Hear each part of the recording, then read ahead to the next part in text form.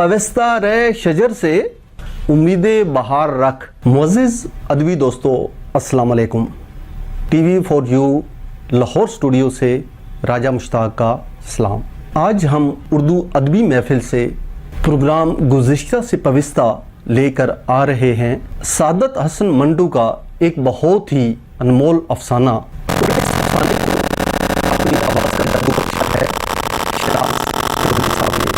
नाजरीन मुलाज़ा फरमाइए। बिस्मिल्लाहिर्रहमानिर्रहीम। आज की अदबी महफिल में आपके पेश खिदमत है सादत हसन मिंटो का एक शाहकार अफसाना जिसका उन्वान है औलाद। आइए अफसाने का बाकायदा आगाज़ करते हैं। जब जुबैदा की शादी हुई तो इसकी उम्र 25 बरस की थी। इसके माँ बाप तो ये चाहते थे कि 17 बरस के होते ही इसका ब्याह हो जाए, मगर कोई मुनासिब और मौजू रिश्ता मिलता ही नहीं था। अगर किसी जगह बात तय होने पाती तो कोई ऐसी मुश्किल पैदा हो जाती कि रिश्ता अमली सूरत इख्तियार न कर सकता।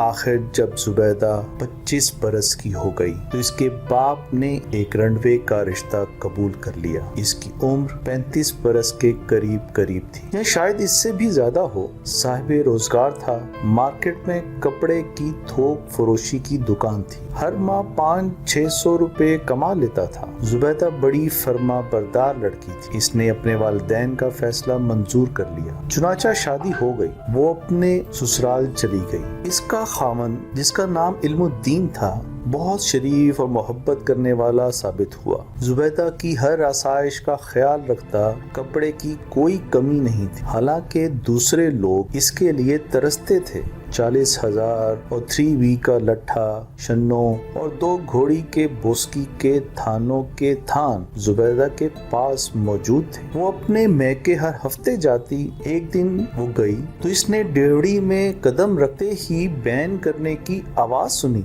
अंदर गई तो इसे मालूम हुआ कि इसका बाप अचानक दिल की हरकत बंद होने के बायस मर गया है।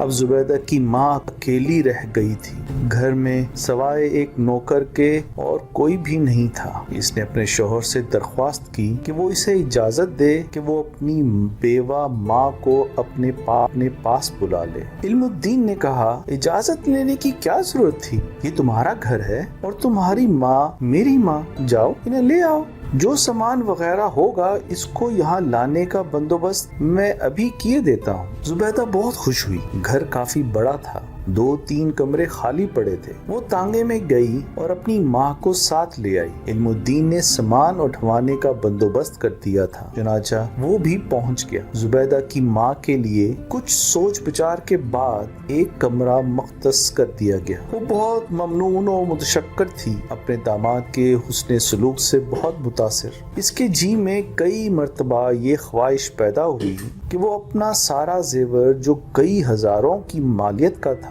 इसको दे दे कि वो अपने कारोबार में लगाए और ज्यादा कमाए, मगर वो तबन कंजूस थी। एक दिन इसने अपनी बेटी से कहा, मुझे यहाँ आए 10 महीने हो गए। मैंने अपनी जेब से मैंने अपनी जेब से एक पैसा भी खर्च नहीं किया। हालांकि तुम्हारे मरहूम बाप के छोड़े हुए 10,000 रुपए मेरे पास मौजूद हैं और जेवर अलग। जुबैदा अंगीठी के कोयलों पर फुल्का सेंक रही थी। माँ, तुम भी कैसी बातें करती हो? कैसी वैसी मैं नहीं जानती। मैंने ये सब रुपए इल्मुद्दीन को दे दिए होते, मगर मैं चाहती हूँ कि तुम्हारा कोई बच्चा पैदा हो तो ये सारा रुपया इसको तोहफे के तौर पर दूँ।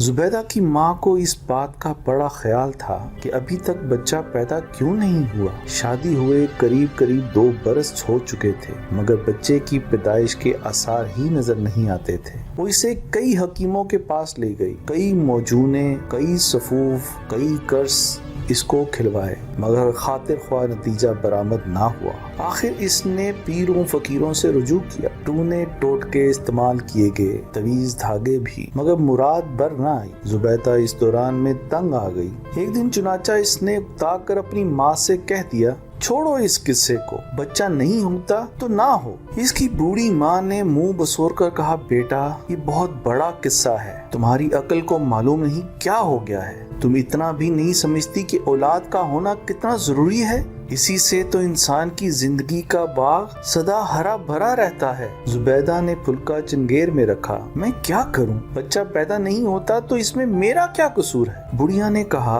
कसूर किसी का भी नहीं है बेटी, बस सिर्फ एक अल्लाह की मेहरबानी चाहिए। जुबैदा अल्लाह मियाँ के हुजूर हजारों मर्तबा दुआएं मांग चुकी थी कि वो अपने फजलो करम से इसकी गोद हरी करे, मगर इसकी इन दुआओं से भी कुछ नहीं हुआ था। जब इसकी माँ ने हर रोज इससे बच्चे की पैदाइश के मुतालिक बातें करना शुरू की तो इसको ऐसा महसूस होने लगा कि वो बंजर जमीन है जिसमें कोई पौधा उग ही नहीं सकता। रात महसूस होने लगा कि वो बंजर जमीन है जिसमें कोई पौधा उग ही नहीं सकता। रातों को वो अजीब अजीब से ख्वाब देखती, बड़े ऊंट पटांग किस्म के। कभी ये देखती कि वो लकोदक सहरा में खड़ी है, इसकी गोद में एक गुल गोथना सा बच्चा है जिसे वो हवाओं में इतना जोर से उछालती है कि वो आसमान तक पहुंचकर गायब हो जाता है। कभी ये देखती कि वो अपने बिस्तर पर लेटी है जो नन्हे मुन्ने बच्चों के जिंदा और मुतहर्रिक गोश्त से बना है। ऐसे ख्वाब देख देख कर इसका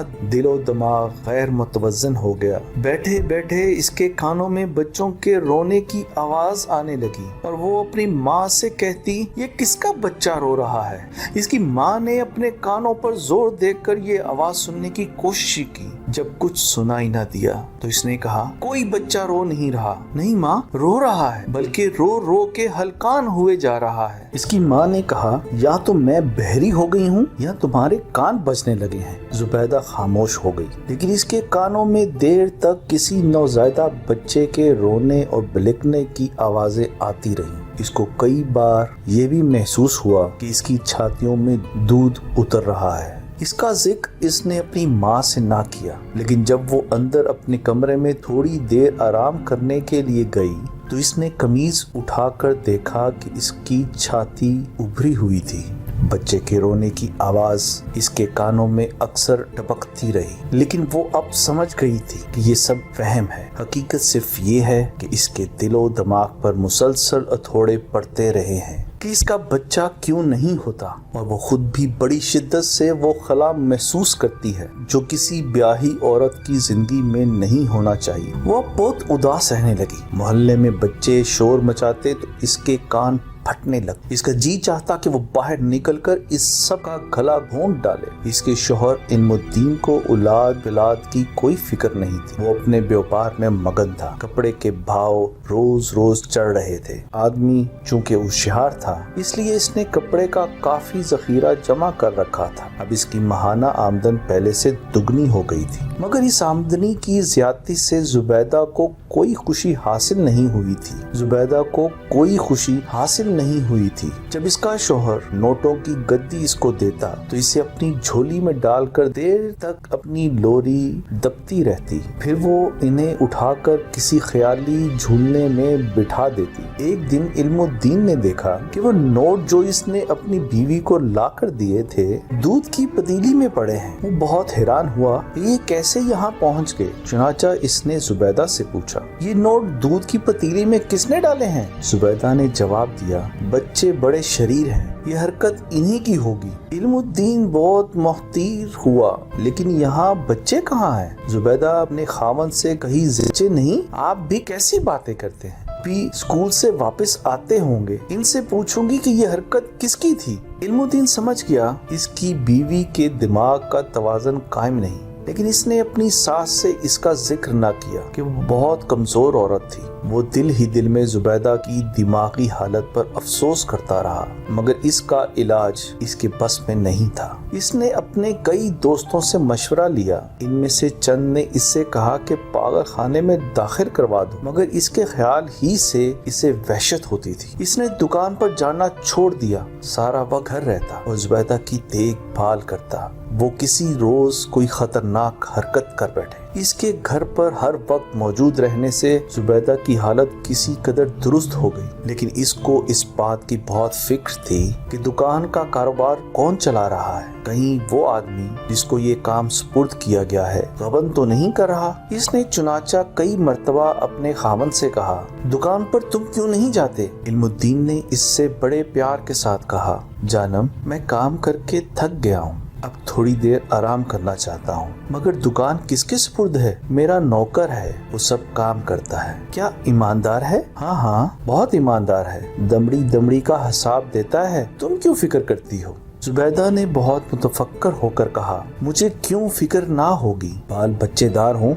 मुझे अपना तो कुछ ख्याल नहीं, लेकिन इनका तो है। ये आपका नौकर अगर आपका रुपया मार गया तो ये समझिए कि बच्चों। इल्मुद्दीन की आंखों में आंसू आ गए। जुबैदा, इनका अल्लाह मालिक है। वैसे मेरा नौकर बहुत वफादार है और ईमानदार भी है। तुम्हें कोई तरद्दुद नहीं करना चाहिए। मुझे तो किसी किस्म का तरद्दुद नहीं है, लेकिन बाज़ औक़ात माँ को अपनी औलाद के मुतल्लिक सोचना ही पड़ता है। इल्मुद्दीन बहुत परेशान था कि क्या करे। जुबैदा सारा दिन अपने ख्याली बच्चों के कपड़े सीती रहती, इनकी जराबें धोती, इनके लिए ऊनी स्वेटर बुनती। कई बार इसने अपने खावंद से कहकर मुख्तलिफ साइज की छोटी छोटी सैंडलें मंगवाई, जिन्हें वो हर सुबह पॉलिश करती थी। इल्मुद्दीन ये सब कुछ देखता और इसका दिल रोने लगता और वो सोचता कि शायद इसके गुनाहों की सजा इसको मिल रही है। ये गुनाह क्या थे? इसका इल्म इल्मुद्दीन को नहीं था। एक दिन इसका एक दोस्त इससे मिला जो बहुत परेशान था। इल्मुद्दीन ने इससे परेशानी की वजह दरियाफ्त की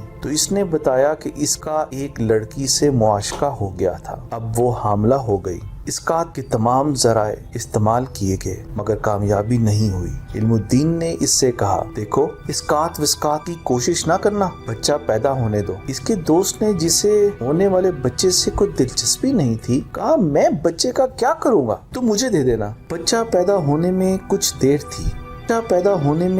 देर थी।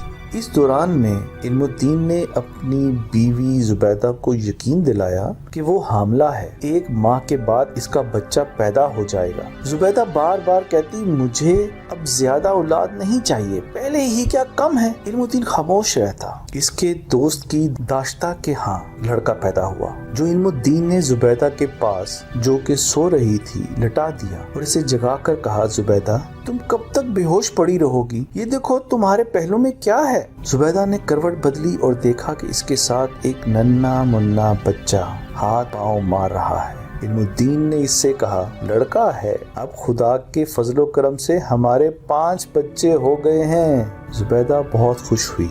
ये लड़का कब पैदा हुआ? सुबह 7 बजे, और मुझे इसका इल्म ही नहीं। मेरा ख्याल है दर्द की वजह से मैं बेहोश हो गई होंगी। इल्मुद्दीन ने कहा, हाँ, कुछ ऐसी ही बात थी, लेकिन अल्लाह के फजलो करम से सब ठीक हो गया है। दूसरे रोज जब इल्मुद्दीन अपनी बीवी को देखने गया तो इसने देखा कि वो लहूलुहान है। इसके हाथ में इसका गट थरावट उस्तरा है। वो अपनी छातियां काट रही है। इल्मुद्दीन ने इसके हाथ से उस्तरा छीन लिया। ये क्या कर रही हो तुम? जुबैदा ने अपने पहलू में लेटे हुए बच्चे की तरफ देखा और कहा, सारी रात बिलखता रहा है, लेकिन मेरी छातियों में दूध ना उतरा। लानत है ऐसी। इससे आगे वो और कुछ न कह सकी। खून से लुथड़ी हुई एक उंगली इसने बच्चे के मुंह के साथ लगा दी और हमेशा की नींद सो गई। उम्मीद करता हूँ नाजरीन, आज की इस अदबी महफिल में सादत हसन मिंटो का एक लाजवाल अफसाना औलाद आपको यकीनी तौर पर पसंद आया होगा। जो सादत हसन मिंटो साहब ने लिखा, ये हमारी जिंदगियों पर भी इसका बहुत गहरा असर पड़ता है। और यकीनी तौर पर जिनके औलाद नहीं होती वो लोग कभी भी परेशान मत हों, क्योंकि अल्लाह ताला की ज़ात बड़ी बेनियाज है। वो जानती है कि किस चीज़ की आपको ज़रूरत है। वो अगर औलाद की नेमत से नहीं नवाज रहा तो इसके पीछे भी कोई ना कोई मंतक ज़रूर होगी। आप दूसरी तरफ भी नज़र दौड़ा कर देखिए कि अल्लाह ताला ने आपको और कितनी नेमतों से नवाजा है। औलाद बेशक एक बहुत बड़ी नेमत है, बाकी सब कुछ भी अल्लाह ताला की बहुत बड़ी नेमतें हैं। हमें उसका भी शुक्र अदा करना चाहिए। इसी दुआ के साथ शिराज चौधरी को इजाज़त दीजिए। अल्लाह ने के बाद।